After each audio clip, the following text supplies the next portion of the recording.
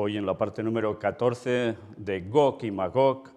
Estad sumamente atentos, porque a partir de hoy hay una inflexión total en el tema tratado, porque por fin empezamos a ir directamente al centro de la cuestión. Y vaya cuestión. Desde luego, os aseguro que lo de hoy no tiene desperdicio. Estad sumamente atentos, por favor, porque desde luego, si no entendemos lo de hoy, ya no entendemos nada.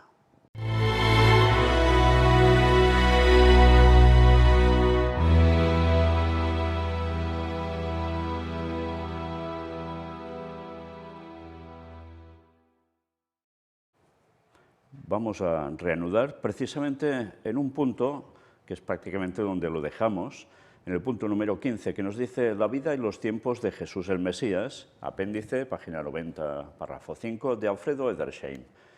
Y vamos a ver qué nos dice aquí. La vida y la época de Jesús el Mesías. Atención a cuando pone apéndice 9, que ya nos dice lista de pasajes del Antiguo Testamento aplicados mesiánicamente en escritos rabínicos antiguos. Libro 2, capítulo 5. Por tanto, estos son explicaciones de rabinos, pero no de ahora.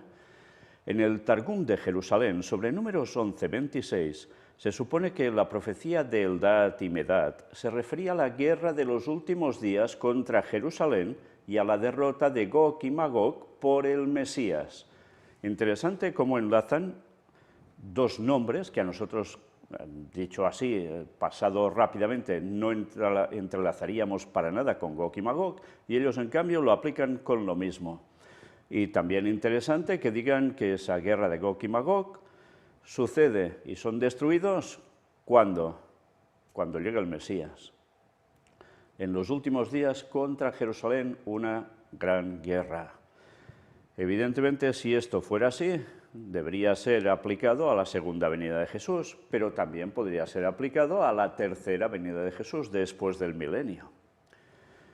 Pero atención, porque ahora nos empezamos a adentrar en la parte, sinceramente, ya más maravillosa de todos los temas que hemos venido presentando hasta ahora. Si ya el tema anterior creo que fue bastante potente, ahora preparaos. Vamos al punto número 93. Nos saltamos muchos de los otros anteriores. Y atención, porque vamos a leer algo extraído de este libro. Los imperios de la Biblia desde la confusión de lenguas hasta el cautiverio en Babilonia. Página 17.2 o párrafo 2.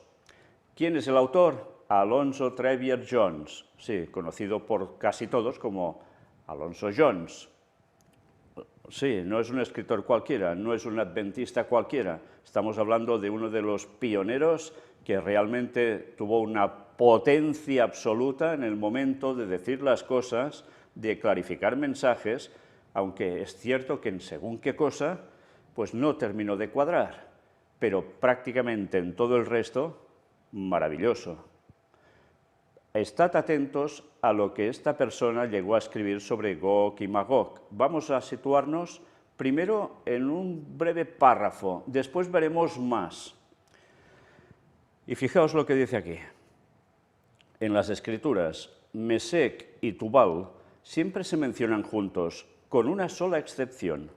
En las inscripciones asirias se les nombra y se les puede rastrear desde principios del siglo XII hasta mediados del siglo VII a.C. Están constantemente asociados, como en la Biblia, Heródoto los llama Moschi, y siempre se mencionan en relación con Tibareni, Mesec y Tubal. Sus tropas y las de los tibarenios estaban bajo el mismo comandante en la gran expedición de Jerjes contra Atenas, de los años 484 a 479 a.C. El país de Mesec, el Moschi, estaba en Capadocia, Cólquida y Armenia, aproximadamente lo que ahora es la vecindad de Kars y Erzerum. Los de los hijos de Mesec y Tubal que allí habitaban no eran todos los que había de una y otra nación. Para alrededor de 650 a.C., los capadocios, un pueblo de origen persa, se abrieron paso en el país de los Moschi y Tibareni y los obligaron a retroceder hasta los estrechos límites en el Mar Negro y alrededor del pie de las montañas del Cáucaso. Y algunos de ambos pueblos cruzaron el Cáucaso en el país de la estepa en el norte, Escitia, ahora las posesiones rusas. Allí los moschí se hicieron conocidos como Muskov y luego como moscovitas, que construyeron Moscú y que aún dan nombre a Rusia, Moscovy, en todo el este. Y lo veis que cita Rawlinson. Los Tibareni, pueblo de Tubal, que fueron con los moschí, pueblo de Mesec, se asentaron y dieron nombre al río Tobol y al lugar Tobolsk, otra parte de las posesiones rusas al este de los montes Urales. Bien, si después de esto no nos situamos en el mapa, tenemos un problema geográfico bastante importante. Yo os diría que si no sabéis dónde está colocado todo esto, miraseis un mapa, buscaseis un mapa, y vierais que aunque hay nombres que son antiguos, se nos sitúa, ya veis, alrededor de qué zonas. El Cáucaso, Armenia, todo esto suena más, ¿no? Pero fijaos cómo ya nos habla de un modo totalmente directo sobre Moscú. Sí, Moscú, entre otras poblaciones. Dicho esto, creo que a partir de ahora ya podemos empezar a centrarnos en lo que también para adventistas pioneros llegaba a ser Gog-Magog. ¿Empezamos a ver por dónde va el tema? Pues lo que habéis visto, si ahora os sitúa un poco, ahora os vais a situar mucho más. Vamos al punto 94. Un libro también de Alonzo Trevier Jones, Las grandes naciones de hoy, en la página 90, párrafo 1. A partir de aquí vamos a leer y desde luego no vamos a quedarnos indiferentes en absoluto para nada, al menos que nos dé la real gana. En el capítulo 10 nos dice, la cuestión de Oriente, el sonido de la séptima trompeta, el tercer ay.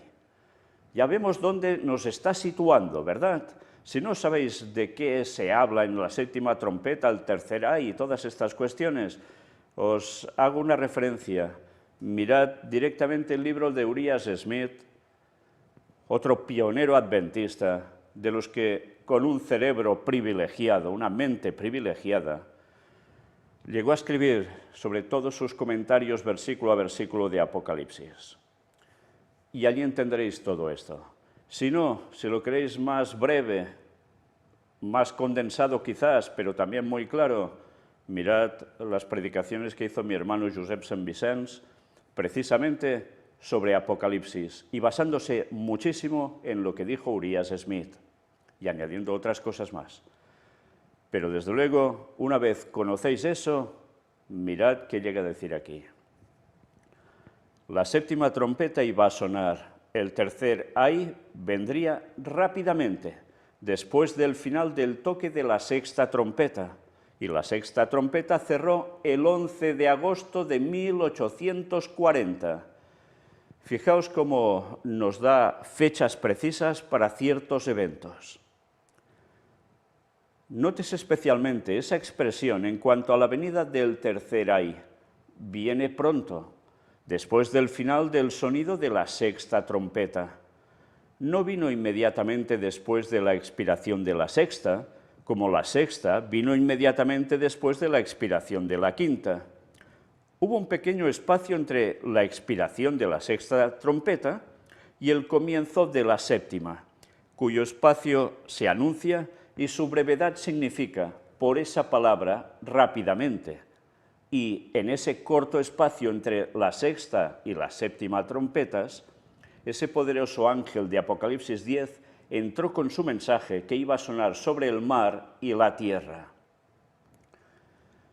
Que este es el lugar de ese ángel se asegura por el hecho de que él se refiere al comienzo de la trompeta del séptimo ángel como futuro, porque aquel ángel que estaba sobre el mar y sobre la tierra levantó su mano al cielo y juró por el que vive por los siglos de los siglos, que creó el cielo y las cosas que hay en él, y la tierra y las cosas que están en ella, y el mar y las cosas que están en él, para que no haya más tiempo, sino en los días de la voz del séptimo ángel, cuando comience a tocar la trompeta.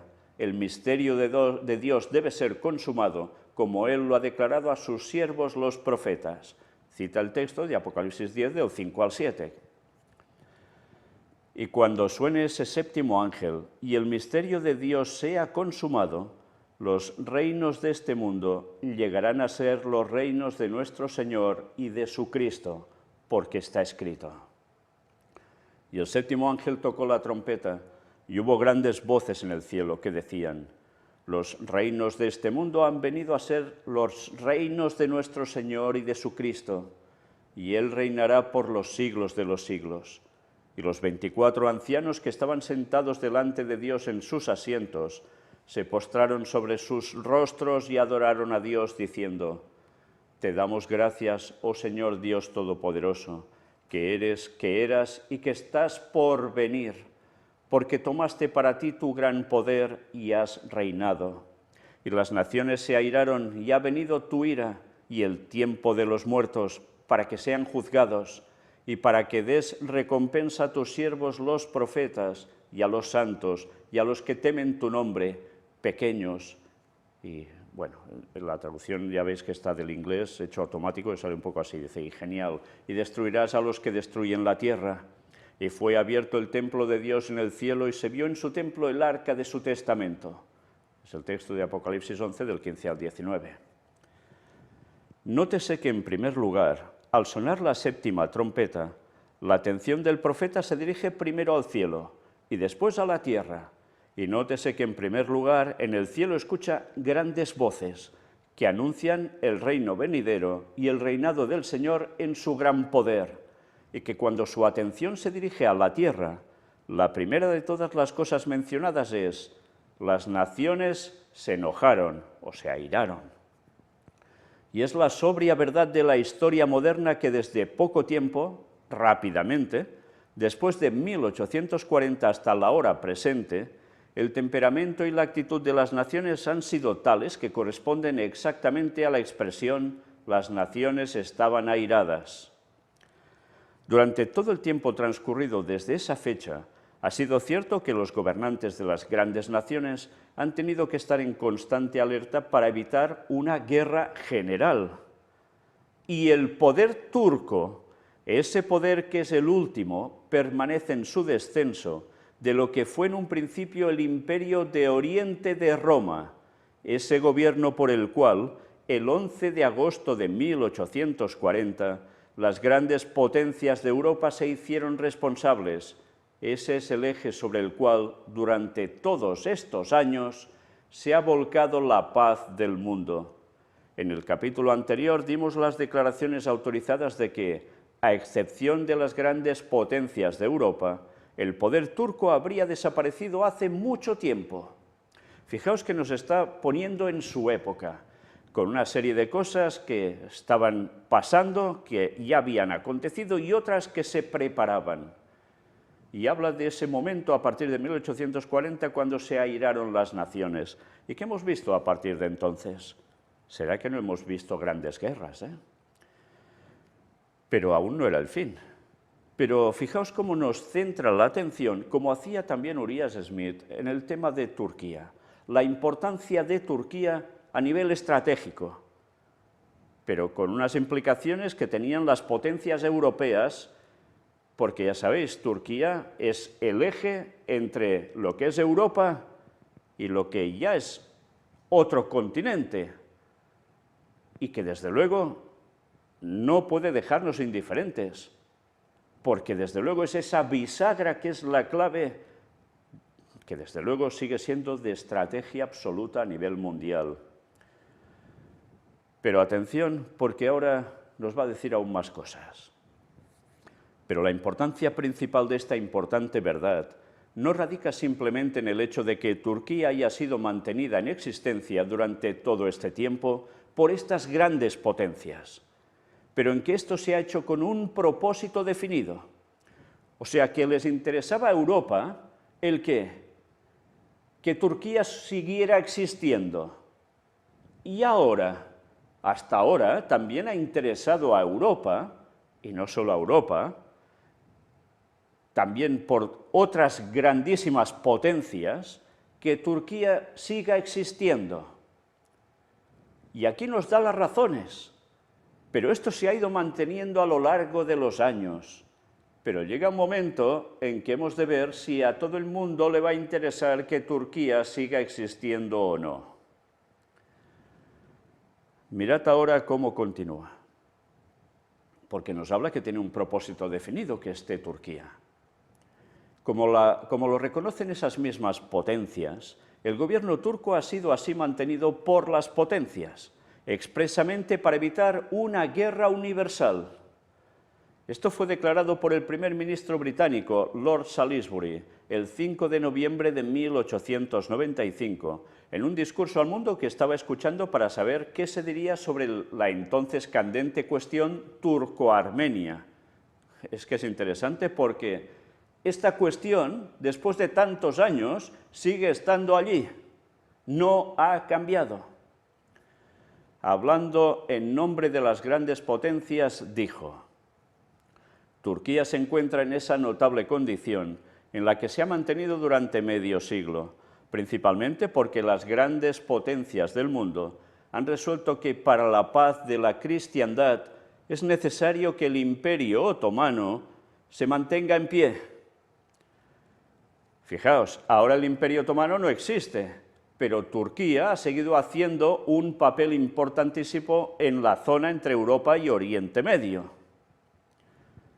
Sí, hubo 2 guerras mundiales desde que Jones escribió esto, pero Turquía aún se ha debido mantener en ese punto que sigue estando ahora y que recordad que todo el mundo tiene muy claro que lo que pretende Turquía con Erdogan, su presidente a la cabeza, es el que volver a conseguir en parte, como no, el Imperio Otomano. Y sigue jugando entre 2 bandos, entre 2 grandes potencias, no solo la de Europa estoy hablando, sino las 2 grandes potencias que mueven todo, como son Rusia, con su gran aliado China, y Estados Unidos y Europa. Si miramos la historia, nos estamos dando cuenta que en verdad no ha cambiado nada. Nada, la situación sigue estando así. Pero esto durará mucho porque vais a ver cómo van interpretando la profecía ya esos pioneros. Llegaron a esa conclusión hace casi medio siglo. O sea, para que hubiese paz de la cristiandad. No creo que lo hayan alterado ahora. El peligro, si el Imperio Otomano cayera, no sería simplemente el peligro que amenazaría los territorios que componen ese imperio. Sería el peligro de que el fuego allí encendido se extendiera a otras naciones y envolviose a todo lo más poderoso y civilizado de Europa en una contienda peligrosa y calamitosa. Ese fue un peligro que estuvo presente en la mente de nuestros padres cuando resolvieron hacer de la integridad e independencia del Imperio Otomano un asunto de tratado europeo. Y ese es un peligro que no ha pasado, y lo pone en mayúsculo además. ¿Y cuánta verdad hay en estas palabras? Es un peligro que no ha pasado, pero que puede pasar, porque en el momento en que esa potencia, Turquía, sea tocada por alguien, se derribará ese muro de contención para que Europa pueda pasar por una gran problemática, por decirlo suavemente.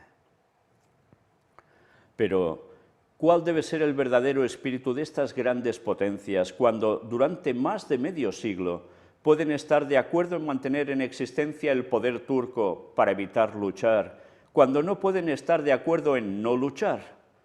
Porque no pueden ponerse de acuerdo en no pelear entre ellos tan fácilmente como pueden estar de acuerdo en mantener allí este poder como medida preventiva contra sus peleas entre ellos. ¿Qué podría expresar más acertadamente la verdadera condición de las cosas entre estas potencias que esa frase? Las naciones estaban airadas.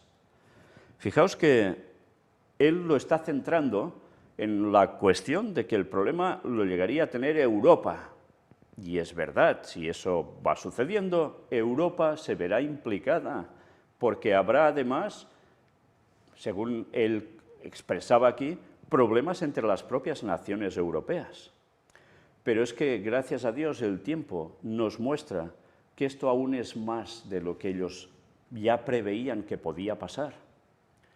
Y es que esta implicación, cuando se habla de las naciones de Europa, muchas personas no tienen en cuenta que hay un país, un enorme país, muy extenso y muy poderoso, que está precisamente cabalgando entre dos continentes, entre Europa y Asia, perdón, Oriente, y que es muy extenso, que llega prácticamente a tocar la parte asiática. ¿De qué país estoy hablando que está al norte de Europa?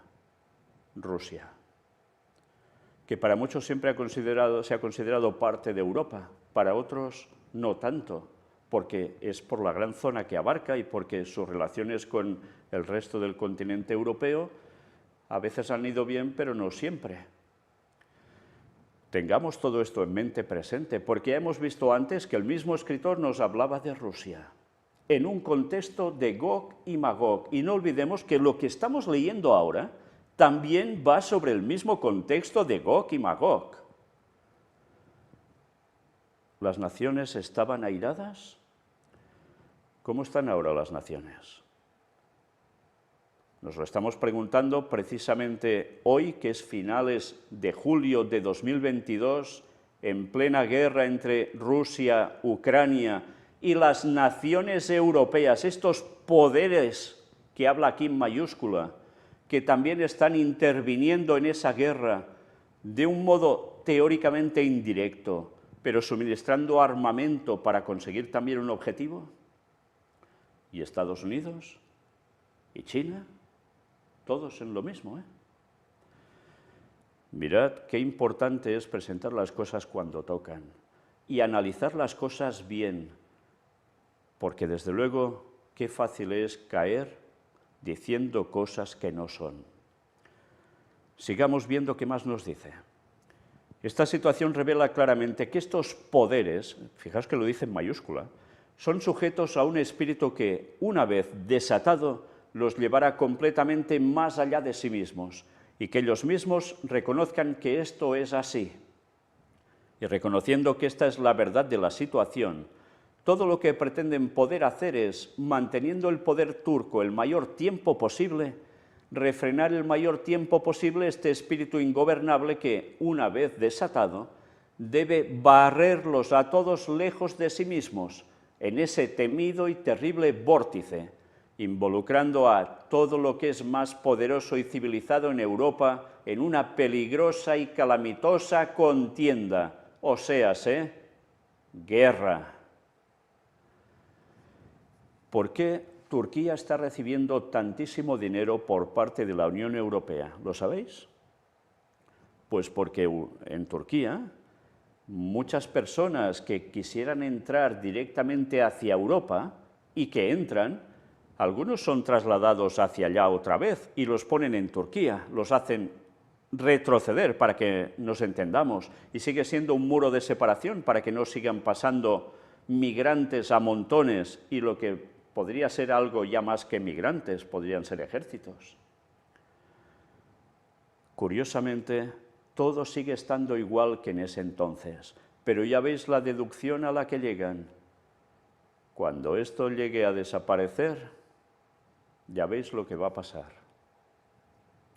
¿Y quiénes son estas grandes potencias del mundo que están tan inextricablemente involucradas y que han resolvido o resuelto de ese modo? Son las grandes potencias de Europa, las principales de las cuales fueron traídas a escena al expirar el sondeo de la sexta trompeta, 11 de agosto de 1840. Las potencias que entonces se hicieron responsables de Turquía y, por lo tanto, se conectaron vitalmente con la cuestión oriental original. Primero fueron Rusia, Prusia, Austria y Gran Bretaña. Fijaos que está hablando de esos tiempos. Prusia ahora como tal ya no existe, pero ya sabéis que Europa, las fronteras entre los países han sido de constante variación muchísimas veces debido a guerras, y a pactos, acuerdos. Pero ya veis, habían todos estos países que eran responsables, en cierto modo, de Turquía. ¿Y ahora? ¿Cambia mucho la cuestión? Veremos, veremos. Sigamos avanzando en la lectura. Una vez más he de deciros que mientras estáis viendo estas conferencias, id analizando las noticias de actualidad que vamos presentando tan a menudo, porque iréis captando cómo precisamente todo va encajando. Antes de ese momento, Rusia había aparecido más de una vez en la historia del Imperio de Oriente de Roma. A partir del año 865 después de Cristo, en un periodo de 190 años, los rusos hicieron 4 intentos de saquear los tesoros de Constantinopla. Estas expediciones fueron todas navales, 865 después de Cristo, 904 después de Cristo, 941 después de Cristo y 1043 después de Cristo. El recuerdo de estas flotas árticas que parecían descender del círculo polar dejó una profunda impresión de terror en la ciudad imperial. El vulgo de todos los rangos afirmaba y creía que una estatua ecuestre en la plaza de Tauro estaba secretamente inscrita con una profecía sobre cómo los rusos, en los últimos días, se convertirían en amos de Constantinopla. Tal vez la generación actual aún pueda contemplar el cumplimiento de la predicción, de una rara predicción, cuyo estilo es inequívoco y la fecha incuestionable. Y esto se cita en Decadencia y Caída, capítulo 55, párrafos 12 y 13. ¿Existe esta profecía en ese lugar? Sinceramente no lo sé. Pero aquí quedó registrada que al menos es lo que creían que había allí. Pero qué interesante que además vengan a decir que quién va a convertirse en dueño de Constantinopla, por tanto de la actual Estambul, capital de Turquía. Dice que los rusos. ¿Y qué papel está jugando Turquía ahora? ¿No lo mostramos en la última conferencia de noticias también, en los que estamos presentando en esos temas, esos apartados especial para las profecías del conflicto bélico mundial, del tiempo del fin? Está jugando con un pie en cada bando, manteniendo unos equilibrios impresionantes, y lo aguantan porque lo necesitan a Turquía. Pero cuidado, porque quizás habrá un momento que alguien se va a hartar de esto, y para conseguir su objetivo final deberá pasar por Turquía. ¿Vais cogiendo los conceptos? Sigamos viendo. Pero no es solo eso, pero no es solo en esa profecía, que Rusia tiene un lugar respecto a los últimos días. Tiene un lugar también en las profecías de la palabra de Dios. ¡Anda! Esto decía un pionero adventista y ahora los adventistas dicen que nada de nada, que quien diga eso está tarado prácticamente, que se equivoca y que equivoca a los demás. ¿Estáis viendo lo que tenéis delante de vuestra pantalla? Repito, pero no es solo en esa profecía que Rusia tiene un lugar respecto a los últimos días. Tiene un lugar también en las profecías de la palabra de Dios. En Ezequiel, capítulos 38 y 39, se describe un gran poder que en los postreros días sería predominante en las regiones del norte de Asia. Los primeros versículos de cada capítulo hablan de Gog, la tierra de Magog, el príncipe soberano de Mesec y Tubal. Por ejemplo, hijo de hombre, pon tu rostro hacia Gog de la tierra de Magog, el príncipe de Rosh, Mesec y Tubal, y profetizaron contra él. El texto de Ezequiel 38:2. Vaya sorpresa, ¿no? Qué claro tenían algunos los conceptos y ahora más torcidos imposible. Y ahora añado, ¿y dónde se habla más de Rusia? ¿En qué profecía tan íntimamente ligada a esta? Que muchos no se enteran, por supuesto, por desgracia, o porque no les da la gana. Los últimos versículos del capítulo 11 de Daniel, donde nos habla de noticias del norte, y añade también, y de oriente, lo atemorizarán y saldrá con grande ira para destruir y matar a muchos. Y al norte de Palestina, ¿quién había? Ese gran poder, Rusia. Y sigue estando allí. Y al este, de lo que ahora ya decimos Israel, ya no decimos directamente la Palestina de antes y tal. ¿Quién hay? China. Esas profecías se complementan. Aún no nos enteramos de eso, no nos da la gana. Y más cuando estamos viendo el panorama a nivel mundial, con todo lo que estamos presentando y demostrando que esto es así. Y aún los adventistas navegando por mares que no sabes dónde los van a llevar. Bueno, sí, a la perdición más absoluta, en vez de recuperar lo que decían nuestros pioneros con tanta verdad que ahora más que nunca se está demostrando. Y aún nos dice algo más. Por cierto, ¿os habéis fijado que aquí dice el príncipe de Rosh?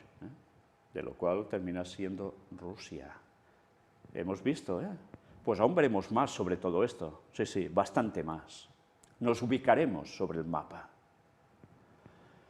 Mesec fue uno de los nietos de Noé, quien pasó del país del Éufrates a través de Mesopotamia a lo que ahora es Rusia. Y se convirtió en el progenitor del pueblo que se asentó en el lugar y construyó la ciudad que ahora se llama Moscú, los moscovitas, y que todavía dan nombre a Rusia en todo el este. Vaya, mira por dónde se sitúa Mesec, Magog fue otro de los nietos de Noé, que pobló todo el norte de Asia, la tierra antiguamente llamada Escitia, pero ahora Siberia. Sí, se sigue llamando Siberia, ¿Nos vamos situando? ¿Dónde está Magog? Tubal es otro de los nietos de Noé, que se asentó en esa región del norte de Asia, que todavía lleva de él el nombre de Tobolsk. Vaya cosas, ¿no? ¿Nos vamos situando o aún no? Ahora, por la palabra en Ezequiel, el jefe de todos estos es el príncipe de Rosh. Y la palabra Rosh es la palabra raíz de la palabra rusos, Roshians, y por lo tanto de Rusia, el país de los rusos. El relato adicional de este poder en Ezequiel habla definitivamente de él y de su lugar en los últimos años y en los últimos días. Ezequiel 38, versículos 8 y 16. En la misma conexión se menciona Ezequiel 39, 17 y 18, la gran fiesta de las aves del cielo descrita en Apocalipsis 19, versículos 17 y 18, que ocurre en la venida del Señor y el fin del mundo, por tanto en la segunda venida, no solo en la tercera. Las 6 plagas de Apocalipsis 16 se mencionan en Ezequiel 39, 2, en el margen, y la 7ª plaga de Apocalipsis 16, del 18 al 21, se menciona en conexión con el príncipe de Rosh, o sea, de Rusia, en Ezequiel 38, 19 y 22. A lo largo de Ezequiel 38 y 39, este poder de Rosh, Magog, Mesec y Tubal se dice que habitan en las partes del norte. Y se dice que este príncipe de Rosh viene de su lugar de las partes del norte. Y simplemente mirando un mapa, es fácil para cualquiera ver que Rusia ocupa las partes del norte de la mayor parte de todo el mundo oriental. Por lo tanto, ya sea que haya o no alguna inscripción sobre esa estatua ecuestre en Constantinopla, sugiriendo que en los últimos días los rusos deberían convertirse en dueños de Constantinopla, era perfectamente fácil para todos saber por estas escrituras el lugar que ocuparía Rusia en el mundo en los últimos días, y a partir de eso, recoger incluso entonces la sugerencia de lo que ahora espera todo el mundo, que los rusos en los últimos días deberían convertirse en amos de Constantinopla. Vaya escrito, vaya deducciones proféticas. Y ahora estamos viendo cómo Rusia va atacando parte de Ucrania, que dicen que no se van a conformar solo con eso. Se le están añadiendo, mira por dónde, países de las exrepúblicas soviéticas. Por tanto, están cogiendo aún más potencia. Y precisamente con Turquía, que sigue jugando a dos bandos, con las dos grandes potencias, mucha gracia tampoco les hace. ¿Qué terminará pasando? Pero aún vamos más allá. ¿Se acabará todo el conflicto en Turquía y ya está? ¿Cuál es el objetivo de Rusia? ¿Con quién se está enemistando de un modo absoluto y que estamos mostrando en las noticias? Israel. ¿Nos vamos dando cuenta por dónde va todo? Sigue diciendo, desde 1840, Austria ha caído al grado de potencia de segunda o tercera categoría, pero Francia ocupa plenamente su lugar como una de las grandes potencias que controlan los asuntos de Turquía, aunque Austria todavía está involucrada en la cuestión. Fijaos que está hablando de sus años, ¿eh? De hecho, Francia se vinculó con esa cuestión oriental en 1798, cuando Napoleón realizó su ambiciosa expedición a Egipto y Oriente para tomar Constantinopla y cambiar la faz del mundo, de modo que ella debe ser contada con los demás.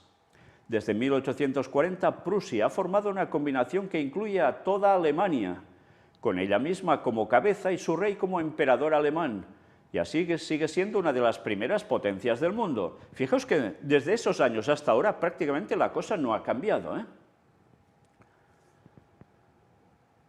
Así, con la excepción de Austria, las potencias involucradas en la cuestión oriental original son las principales de las grandes naciones de hoy: Rusia, Gran Bretaña, Alemania, Francia. Curiosamente, ¿os habéis fijado? Todas potencias nucleares. Antes, cuando él escribió esto, no lo eran, porque no había ese armamento, ¿eh? Ahora sí. Y tres de estos, Gran Bretaña, cuestión de Oriente, que es el resultado de la caída de Roma oriental, son las tres potencias más fuertes de las naciones de Occidente, que fueron el resultado de la caída de Roma occidental. Dicho de otra manera, estas tres grandes potencias, Gran Bretaña, Alemania, Francia, involucradas en la cuestión oriental, que es la resultante de la quinta y sexta de las 7 trompetas, son las tres potencias más grandes entre las que se plantaron en el territorio de Occidente. Roma, que fue arruinada por los eventos de las primeras 4 de las 7 trompetas. Una vez más, mirad todo lo que se explica en los libros de historia y lo que escribió también Urias Smith al respecto. Porque os vais a situar, vais a conocer historia de por qué está hablando aquí de cuestión oriental, que si la parte de Occidente, Imperio Romano en cuestión, que pierde una parte, y que todo esto además involucra a cuestión religiosa, no olvidéis esto, ¿eh? Porque esa Roma oriental en principio estaba dominada así, claro, por Roma, y el peso del papado podía también olerse por esas zonas, pero eso se acabó. Manos turcas, manos musulmanas, ya no manos católicas, manos que venían del paganismo romano. Pero fijaos qué países involucrados en todo eso. Aquí no se nos está diciendo nada de Estados Unidos, que son los que, en definitiva, mueven también los intereses de estos otros países, porque se han ido supeditando cada vez más, a partir sobre todo de la Segunda Guerra Mundial con Estados Unidos. Hablo de estos países europeos, ¿eh? Pero que por profecía también sabemos que son los que iban a mover toda la cuestión. Pero sigamos viendo qué más nos dice. Aquí entra otro pensamiento importante. ¿por qué estas potencias están tan seguras de que, si se deja caer a la potencia turca, lucharán entre sí? ¿Por qué pasarán todo su tiempo juntos día y noche durante más de medio siglo para evitar que ese poder caiga? Aquí está la respuesta. Cuando el poder turco caiga, habrá un territorio muy valioso para ser poseído por algún poder. El economista de Londres ha dicho recientemente que ese territorio podría y debería ser una de las regiones más florecientes sobre la faz de la Tierra. Y como cada una de estas potencias está determinada a tener todo lo que pueda de estos territorios, es simplemente imposible que se pongan de acuerdo sobre una división. Y por lo tanto, saben que inevitablemente debe haber una guerra entre todos ellos, tan seguramente como se permitirá que caiga el poder turco. Tenía claro que el poder turco iba a caer. ¿Y qué sucedió? Hubo guerra, sí, porque el Imperio Otomano cayó. Y hubo la Primera Guerra Mundial, y hubo la Segunda Guerra Mundial, por tanto, no iba equivocado, esto aconteció. Pero han pasado los años y hay cosas que se pueden rescatar aún de todo lo que escribió, porque para él eso ya era prácticamente los últimos tiempos. Y es cierto, a partir de esa época que él narra y esos años, pero ahora estamos ya muy cerquita del 2031, que es cuando regresa nuestro Señor, cuando se cumplen los 6000 años de la entrada del pecado. Por tanto, ahora sí que estamos en esos días finales. Y ahora no hay imperio otomano como tal, pero sigue estando Turquía, con esas aspiraciones de imperio otomano, pero que está entre ceja y ceja, tanto de Rusia y China, como de Estados Unidos y Europa, que están aliados y como nunca, como nunca. Por tanto, ¿podremos ver una repetición de todo esto? Fijaos lo que dice, que a quién le interesará también ocupar esas tierras. Rusia. Sigamos viendo lo que termina diciéndonos aquí. Esta es la condición universalmente reconocida de las cosas, y estos poderes temen la guerra inevitable que debe venir, por la división del territorio involucrado. Por lo tanto, sostienen al gobierno turco en vida para evitar este tiempo de división que debe traer la guerra. Y al mismo tiempo, cada potencia elabora todos los planes posibles, hasta el mismo borde de la guerra, para aumentar su poder y sus posesiones en el este, de modo que cuando el momento inevitable que debe llegar haya llegado, ella misma tener la mayor base posible sobre la cual instar sus reclamos en la división real y final del botín. O sea, como para repartirse los despojos, la tierra. Qué interesante, porque estamos viendo que hay prácticamente una situación que sigue estando después de tantos años.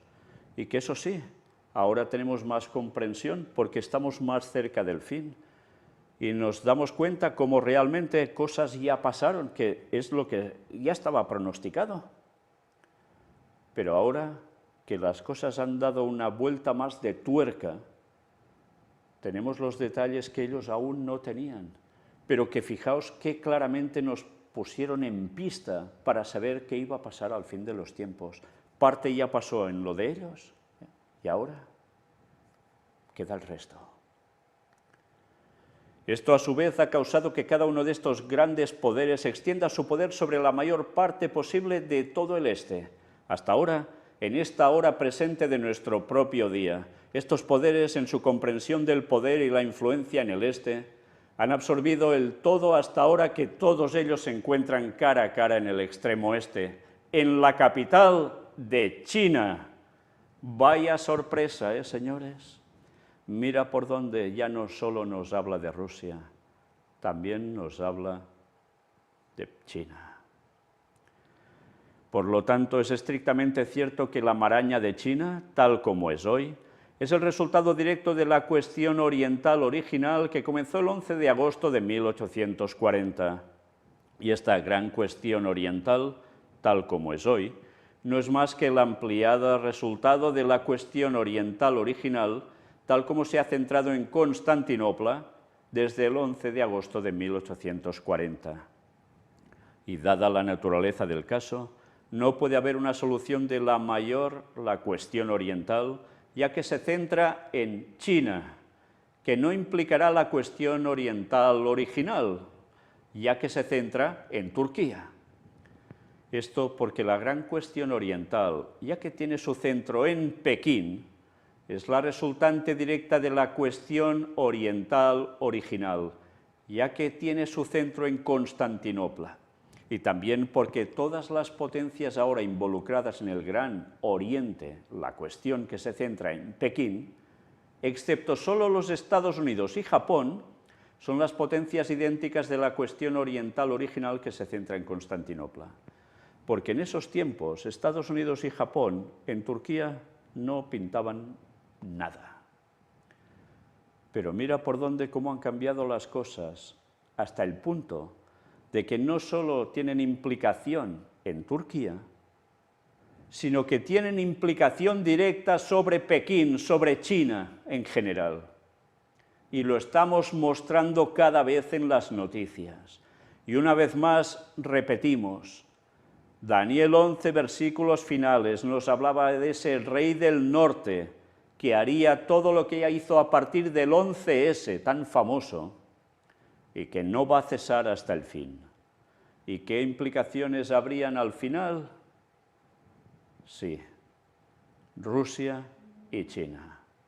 Evidentemente la cuestión de Turquía por en medio, pero la grave cuestión, la clave de todo, seguirá siendo el qué, la problemática con Rusia y China. ¿Y no lo hemos visto acaso ya? Señores adventistas, grandes teólogos y eminencias que tenéis másters del universo y no sé cuántas cosas más, ¿por qué no predicáis lo que debéis predicar? ¿Por qué os habéis apartado de la verdad que los pioneros ya nos marcaban un camino tan claro? ¿Por qué salís con nuevas teorías, espiritualizando la profecía, como dijo Ellen White que haríais, apartando al pueblo de la verdad y no dando el mensaje final, el del cuarto ángel que anunciaría todo esto y mucho más al mundo entero, para que muchos vieran y creyeran? Sois culpables de la sangre de ellos. ¿Sois conscientes de esto? ¿Cómo Dios no tenía que levantar un mini ministerio para decir las cosas como son? Recogiendo lo que dijo Ellen White y los pioneros adventistas al respecto. Qué triste, con el poder económico que tenéis, con los medios que tenéis, y que no estéis diciendo la verdad. Habéis caído en apostasía omega como estaba predicho. Os habéis puesto a los pies de los jesuitas y de la masonería, que os han infiltrado y os habéis dejado y ya os va bien. Los mismos que curiosamente trabajaron para hacer de China lo que ha terminado siendo una gran potencia, y muchos no saben nada de esta cuestión, porque hubo una gran inversión de gente de Estados Unidos puestos en sociedades secretas que hicieron subir a China del modo que ha subido ahora, y que ahora precisamente se les escapa de las manos y se les revuelve, como pasó cuando quisieron hacer todo lo que tenían previsto en Rusia, y también se les escapó de las manos y se les regiraron. Si no sabemos de qué va el tema de sociedades secretas y cómo el Vaticano también ha puesto baza en todo ello, no nos enteramos de nada. Y eso forma parte del mensaje del cuarto ángel. Seguiremos dando la verdad al mundo, para que muchos vean y crean. Y seguiremos diciendo las cosas antes de que sucedan, para que cuando sucedan crean. Y muchos lo están haciendo, porque hay mucha gente que no es tonta, que no se deja embaucar, y que cuando ve la verdad la reconoce, la acepta y la sigue y la comparte. Que el Espíritu Santo nos siga ayudando a mostrar la verdad de lo que se nos viene y que estaba escrito desde hace tantísimos años en la palabra de Dios, tal como Jones mismo citó. Pues esto no es lo último que vamos a ver. Vamos a ver más cosas que no van a dejarnos en absoluto indiferentes, y lo repito una vez más, porque no tiene desperdicio lo que seguiremos viendo al respecto. Estamos situados en el mapa bajo un contexto, sí, no solo de países, ciudades, continentes incluso. Estamos situados en lo que decía la palabra de Dios, la Biblia, de qué pasaría en los últimos días. Y estamos situados en las noticias de actualidad que nos corroboran que verdaderamente esto es así. Y aún después de esto y de lo que aún vamos a presentar, si Dios quiere, podréis seguir diciendo que esto que está pasando solo son guerras y rumores de guerras.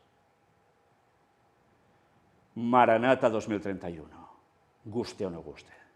Dios os bendiga.